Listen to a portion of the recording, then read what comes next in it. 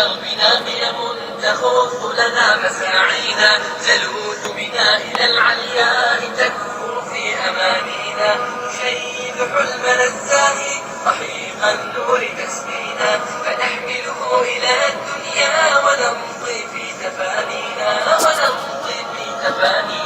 معا نسعى بحب الخير كي تتبسم الأكوان، ونفخر أننا كالصبح يوقظ غفلة الوسنان، معا نسعى بحب الخير كي تتبسم الأكوان، ونفخر أننا كالصبح يوقظ غفلة الوسنان.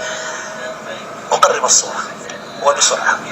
الآن عندما يحدث أي سلوك من أي إنسان سواء كان سلبيا أو إيجابيا، هذا السلوك لم يصدر أو يخرج على أرض الواقع إلا بعد أن مر في مراحل داخل النفس البشري. بدأ بفكرة، ثم بشعور، ثم تحول إلى سلوك، وحرك هذا كله دافع لوقوع هذا السلوك. أنت حركت وجئت إلى القناة، فلان ذهب إلى التجارة، فلان فعل كذا. هذه التحركات التي حدثت كان وراءها دوافع. باختصار شديد، دوافع السلوك هي القيم التي نتحدث عنها، محركات السلوك التي تصدر هذا السلوك وتخرج هذا السلوك إلى أرض الواقع.